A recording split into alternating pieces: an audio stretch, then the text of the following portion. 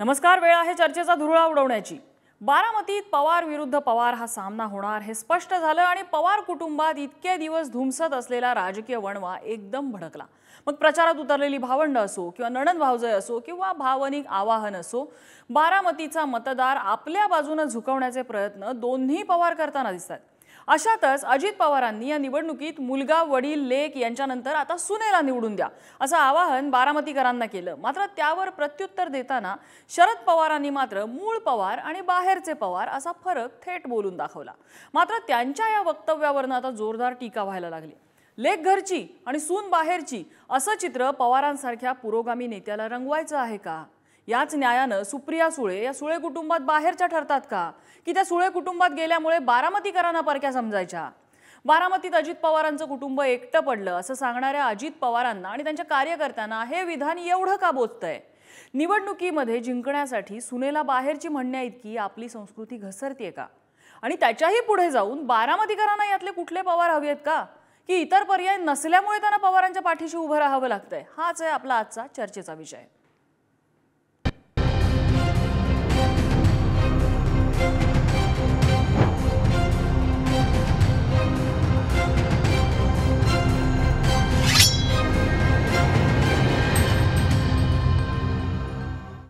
याच संदर्भातल्या चर्चेत आपल्यासोबत आहेत राष्ट्रवादी शरदचंद्र पवार पक्षाच्या प्रवक्त्या सक्षना सलगर, राष्ट्रवादी काँग्रेसच्या प्रवक्त्या रुपाली पाटील ठोंबरे पुण्यातून चर्चेत सहभागी होत आहेत आणि सामाजिक कार्यकर्त्या अंजली दमानिया आपल्यासोबत आहेत. आपण चर्चेला सुरुवात करण्यापूर्वी अजित पवार नेमकं काय म्हणालेले होते आणि त्याला प्रत्युत्तर देताना शरद पवार काय म्हणाले ते जाणून घेऊया. की 3 वेळेला खासदारकीला 91 ला खासदारकीला लेकाला निवडून दिलं म्हणजे मला, नंतर वडिलांना निवडून दिलं म्हणजे साहेबांना, नंतर लेकीला निवडून दिलं 3 वेळेला म्हणजे सुप्रियाला, आता सुनेला निवडून द्या. सगळी फिकामफाट. यावेळेस सुनेला निवडून द्या. आतापर्यंत बारामतीकर जे आहेत पवार अण्णांच्या पाठीशी उभे राहिलेले आहेत, त्यामुळे यंदा सुनेला मतदान. त्याचं चुकीचं काय? असे दोन गोष्टी असतात, मूळ पवार आणि बाहेरून आलेला पवार.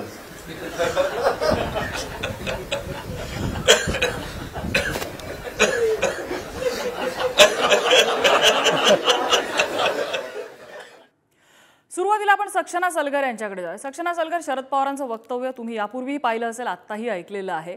मूळ पवार आणि बाहेरून आलेले पवार याच्या पुढे शरद पवार काहीही बोलले नाहीत. मात्र त्यावेळची त्यांची ती जी बॉडी लँग्वेज आहे, ज्या पद्धतीने त्यांनी ते स्मितहास्य केलं, आजूबाजूचे सगळे हसले आणि त्यांनी रिफ्यूट काहीच नाही केलं, याचा अर्थ सरळ आहे. त्यांनी रेखा आखलेली आहे, कोण घरचं आणि कोण बाहेरचं.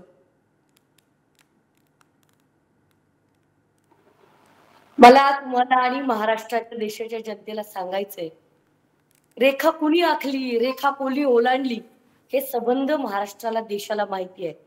कोणी पवार साहेबांना म्हातारपणाचे दाखले देत घरी बसवण्याचा सल्ला दिला, कोणी पवार साहेबांच्या जीवावरती राजकारणामध्ये उपमुख्यमंत्री झालं, कोण पवार साहेबांच्या जीवावरती विद्याप्रतिष्ठानचं हे झालं. संबंध डेटा आपल्या समोर आहे. माझ्या समवेत आता काही महिला भगिनी आहेत, परंतु मला वास्तववादी चर्चा करायची आहे. ज्यांनी झाड लावलं आणि त्या फांद्या जर वाढल्या असतील, फांद्याचं कर्तृत्व नसतं, ते बुडाचं आणि त्या खोडाचं कर्तृत्व असतं. आदरणीय पवार साहेबांना वयाच्या 85 मध्ये 84-85 वर्षाच्या पवार साहेबांना घरी बसवता. त्यांची एकुलती एक मुलगी आहे, म्हणून फक्त ती मुलगी आहे. मुलगा असती तर वंशाचा दिवा, हे आदरणीय अजितदादांचे वक्तव्य आहे. आणि सरळ अजितदादा म्हणतात, पवार नाव बघून तुम्ही मतदान करा. म्हणजे सुप्रियाताई परकी आहे का, बहीण परकी आहे का, बायको जवळची आहे का? परंतु भारताच्या संस्कृतीमध्ये, परंपरेमध्ये, देशाच्या परंपरेमध्ये आजही कुठल्याही भावाची बहीण ही आई समान असते, ती लाडकी लेक असते, ते घरातलं बाळ असते.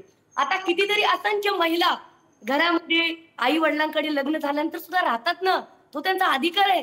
परंतु अकलाचे तारे तोडणारी एक महिला, ती चाकणकर नावाच्या, खरं तर दुर्दैव आहे त्या महिला आयोगाचं की असे लोक त्या खुर्चीत बसलेले आहेत जे लुडबुड करतात, महिलांना दुय्यम स्थानात अशा बाता करायच्या आणि तिकडे नुसतं रील स्टार बनून वक्तव्य करायची. हा सवाल माझा पहिले त्यांना आहे की तुम्ही महिलेची बाजू काय घेता? आज आधी अजितदादाचं नीट वाक्य आहे का तुम्ही? अजितदादांनी सरळ रेषा आखलेली आहे, माझी बायको म्हणजे पवार आहे कारण ती माझी बायको आहे. आणि त्यांना निवडून द्या. सुप्रियाताईचा काय बारामतीत संबंध नाही. ही कुठली भाषा आहे? हा कुठला न्याय आहे? का मुलगी आहे म्हणून आज श्रीनिवास बापू असतील, आदरणीय राजेंद्रदादा पवार असतील, हे अजितदादाची भावंड सुद्धा का अजितदादा समजत नाही? दादानी उत्तर द्यावं. त्याचं उत्तर महाराष्ट्राच्या सुसंस्कृत आणि सृजन जनतेला माहितीये. कारण त्यांना न्याय कुठे आहे? धर्म काय? धर्म हा सांगतो की पवार साहेबांच्या जीवावर तुम्ही मोठे झालात, पवार साहेबांच्या बाजूने उभारलं पाहिजे. आज सुप्रियाताई एकटी आहे बिचारी, सख्खा भाऊ नाही म्हणून काय झालं, पण सगळ्यांना म्हणते ना माझा दादा, अजूनही म्हणतायत माझा दादा. तुम्ही त्यांचं काय करतायत? काय पांग फेडतायत तुम्ही? अहो, या देशाच्या इतिहासामध्ये बहिणीसाठी जीवाचं रान करणारे लोक आहेत ते राम आहेत, जे शबरी कुठल्याही नात्यात नाही. एक आदिवासी स्त्री असून तिची उष्टी बोरे खाणारे श्रीराम आहेत. आणि असा देशाचा वारसा असताना तुम्ही बायकोसाठी लढताना बहिणीला परक करता, हा न्याय आहे का? हे मला महाराष्ट्राच्या जनतेला विचारायचंय.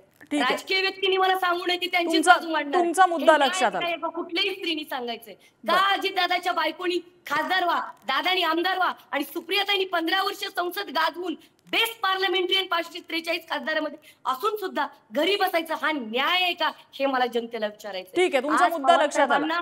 एवढ्या मोठ्या त्यांना व्याधी झालेली आहे, त्यांना आजार आहेत, तुम्ही आज त्या एका म्हाताऱ्या माणसाला एकटं पाडता, हा न्याय आहे का? हे मला महाराष्ट्राला विचारायचंय. महाराष्ट्राची जनता सृजनशील आहे. आता ते शीतल म्हात्रे वगैरे पानसट सारखं बोलतात, पप्पी फेम बाई, तिच्यावर मी जास्त बोलत नाही. तिने स्टेटमेंट आपण कुणाबद्दलही आक्षेपार्ह शब्द सक्षना सलगर याच्यात वापरायचे नाहीयेत.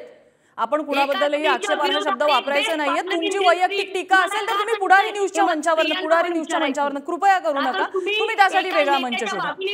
अजितदादा नावाच्या बलाढ्य नेत्याच्या पार्टीच्या पॉवर मध्ये पार्टी त्यांच्या बाजूने म्हणून तुम्ही सुप्रिया सुळेंचा विरोध करता? नो. ठीक आहे, तुमचा मुद्दा लक्षात आला. आपल्या पॅनलवरती इतरही गेस्ट आहेत,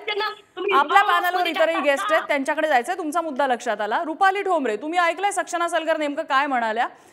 हे मुद्दे कसे रिफ्यूट करता येतील? एक त्यांचे सगळेच मुद्दे रिफ्यूज मध्ये आहेत. आता तुम्हाला एक एक त्यांचे मुद्दे सांगते. त्या स्वतः राजकारणात आहेत आणि राजकारण्यांनी उत्तर देऊ नका म्हणून सांगतात. आता राहिला प्रश्न अजितदादांनी वयस्कर वृद्धाला काय केलं काय नाही. आतापर्यंत ही निवडणूक हे भावनिकतेवरच लढवत आहे. तुम्ही विकासावर बोला. सुप्रियाताई 15 वर्ष खासदार होत्या. बारामती मतदारसंघामध्ये त्यांनी काय काम केलं?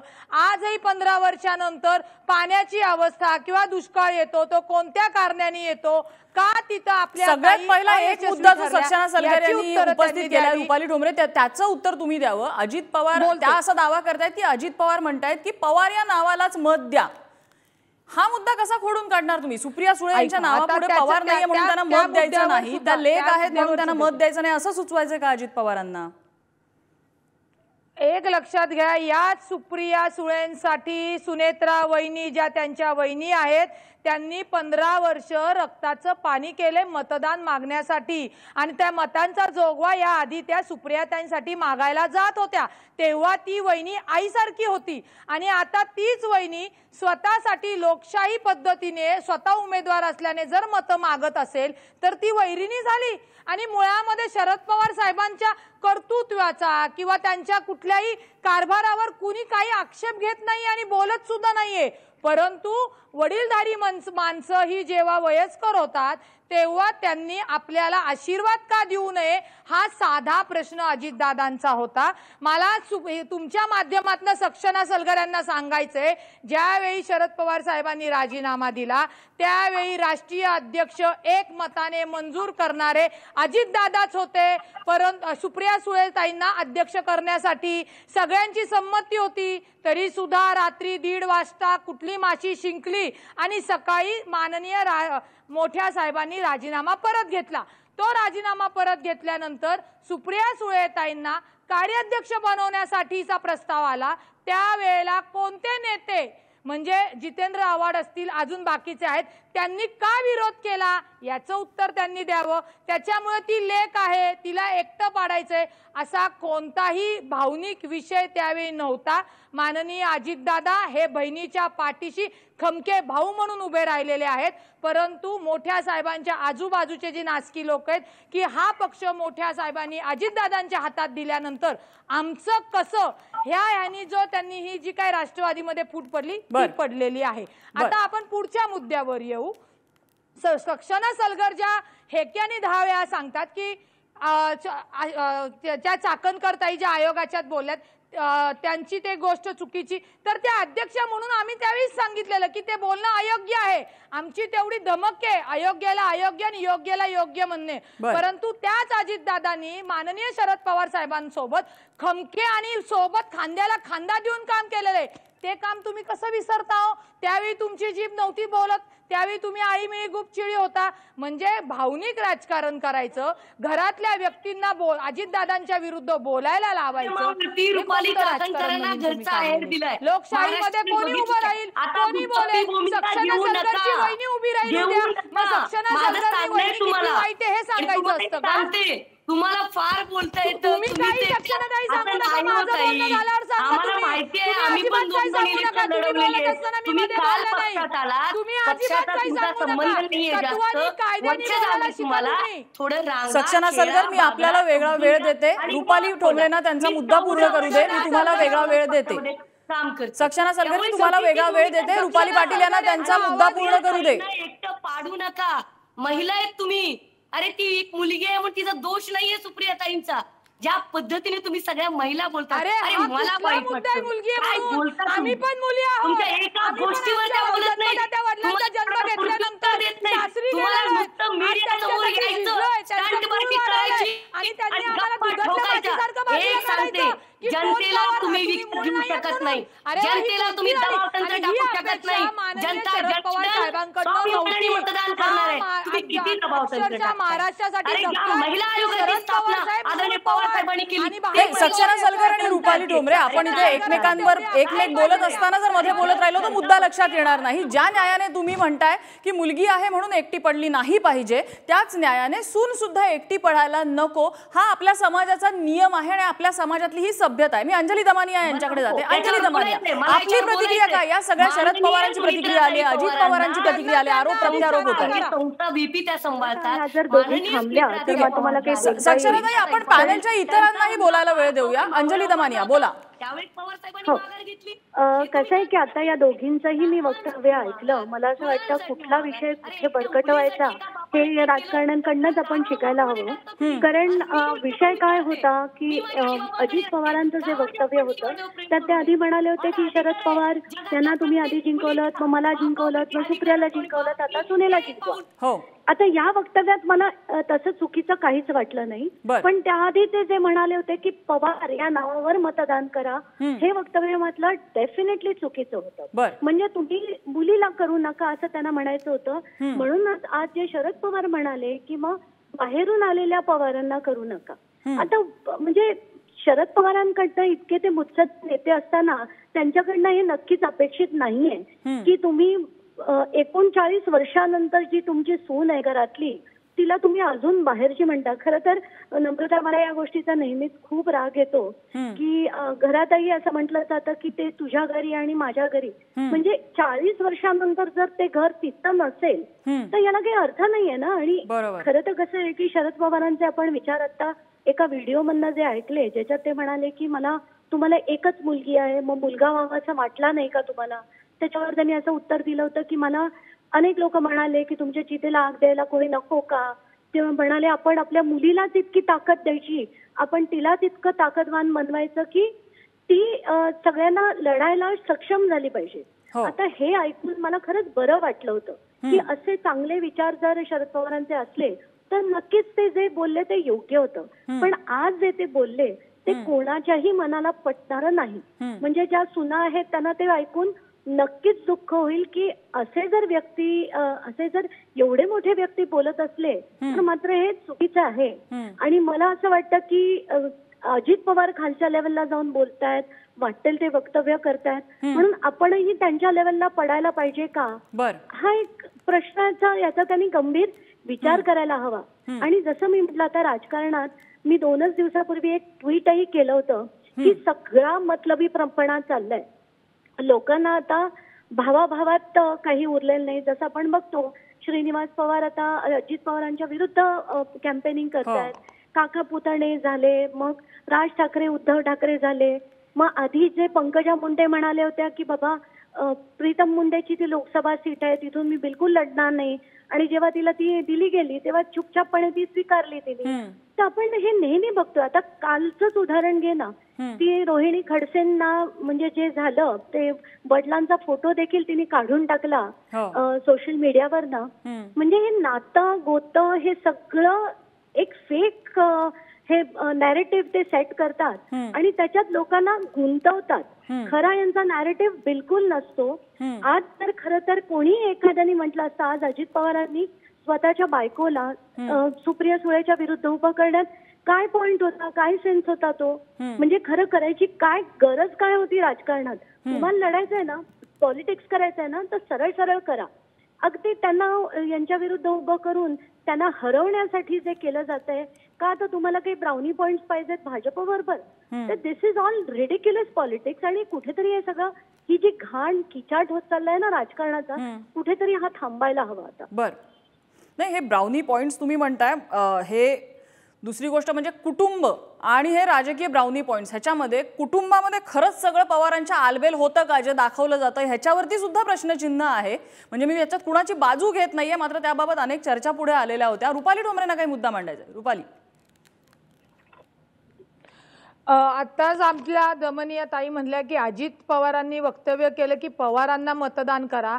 बारामती मतदारसंघामध्ये प्रचार करत असताना तिथली जी लोक आहेत ती पवारांना मतदान करणारे आणि भावनिक झाले होते. त्यांनी तो अजितदादांकडे मुद्दा मांडला होता की आम्ही आतापर्यंत पवारांना मतदान करत आलोय दादा, आणि आता घरामध्ये एकीकडे ताई आहेत एकीकडे वहिनी आहेत, तर आमची कुचंबना होते. तेव्हा दादा तिथं म्हणलेले आहेत की बाबा तुम्ही शेवटी पवारांनाच मतदान करणार आहात, तुमचं मत कुठं दुसरीकडे जाणार नाही. हा तो एक भाग होता. म्हणजे ज्या पद्धतीने सुप्रिया सुळे सुद्धा पवार आहेत आणि त्यांना सुद्धा तुम्ही मतदान करू शकता असं म्हणायचं होतं का अजित पवारांना? पवारांनाच तुम्ही मतदान करत आहात, तुमचं मतदान बाहेर जाणार नाही हे आश्वासित अजितदादांना करायचं होतं.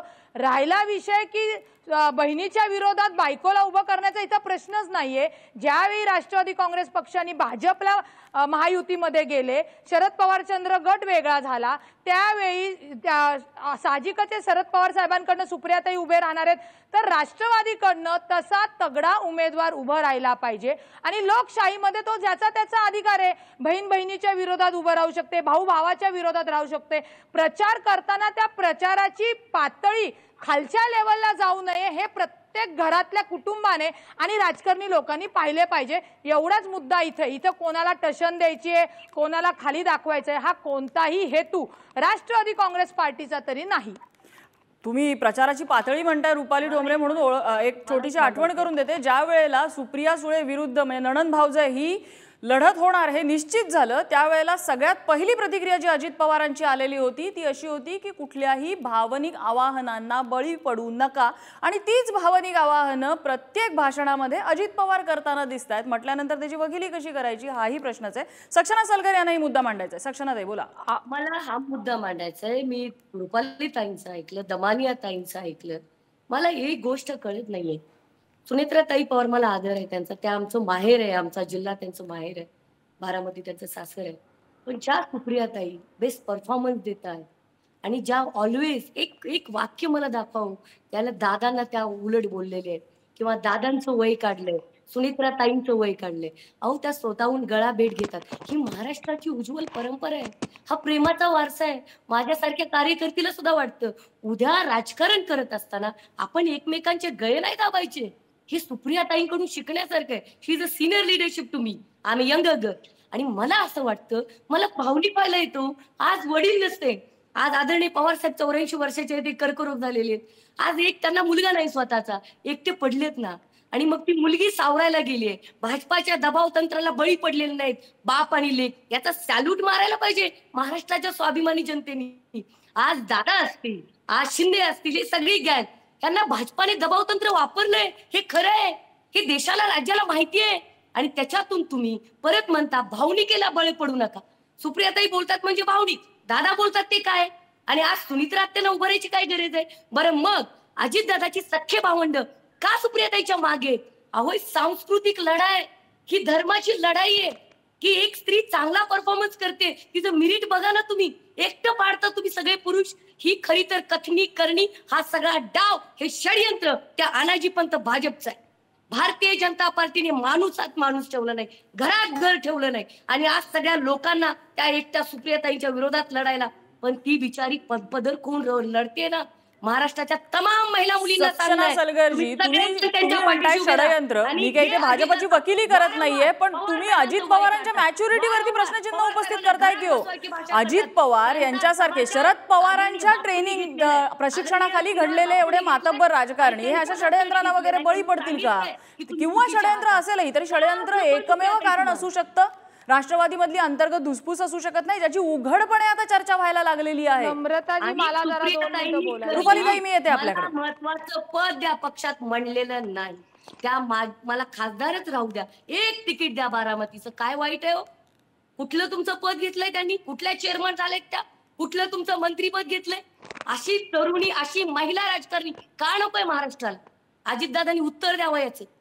आणि ते आपण रुपाली ठोंबरेंना तुमचाच मुद्दा विचारूया. आज सगळे मिळून सुप्रियाताईवरती हल्ले करतायत, पण लक्षात घ्या, एकट्या स्त्रीचं जेव्हा जेव्हा सगळ्यांनी हनन करण्याचा प्रयत्न केलाय, तेव्हा तेव्हा या देशामध्ये, या जगामध्ये समाज आणि लोकांनी त्यांच्या प्रती पाठिंबा दिलेला आहे. नैतिकता, नियती त्यांच्या बाजूने उभी राहते. मला खात्री आहे सामान्य जनता, स्वाभिमानी जनता सुप्रियाताईंच्या पाठीशी असेल. पहिली गोष्ट म्हणजे एकट्या स्त्रीचं हनन वगैरे एवढे शब्द आपल्याला इथे वापरायची गरज नाहीये, कारण सुप्रिया सुळेंच्या मागे त्यांचं संपूर्ण कुटुंब उभं आहे आणि तसंच सुनेत्रा पवारांच्या मागेही त्यांचं कुटुंब उभं आहे. त्यामुळे एकटी स्त्री वगैरे एवढे शब्द इथे वापरायला नकोत. मुद्दा असा आहे की ज्या वेळेला निवडणुकीत मतं मागितली जात आहेत त्यावेळेला भावनिक आवाहनं कशी केली जात आहेत, मतदारांना कसं बोलवलं जाते. माझा रुपाली पाटील यांना हाच प्रश्न आहे. कुटुंब आहे हे तर मानताय, शरद पवार मोठे आहे हे तर मानताय, निवडणुकीच्या रिंगणात उतरताना आम्ही विकास केला म्हणून ज्या वेळेला अजित पवार सांगताय त्या विकासाच्या मुद्द्यावर मागा की हो मतं? कशाला मी एकटा पडलोय, माझी भावंड माझ्या पाठीशी नाहीयेत आणि इतर सगळ्या भावनिक मुद्द्यांना हात घालायचा? हाच प्रश्न आम्ही पहिल्यापासून सांगतोय की विकासाच्या मुद्द्यावर राजकारण झालं पाहिजे. तुम्ही विकासाच्या याच्यावर मुद्द्यावर बोला. सक्षनाताई सारख्या म्हणतायत की सुप्रियाताई अबला आहेत. अहो त्या 15 वर्ष खासदार होत्या, त्या अबल्या कुठून झाल्या? त्यांच्या मागे त्यांची भावंड, म्हणजे ज्या भावंडांवर तुम्ही आता आक्षेप घेताय आणि त्यांना सांगण्याचं धाडस करताय तेच अजितदादा उभे होते.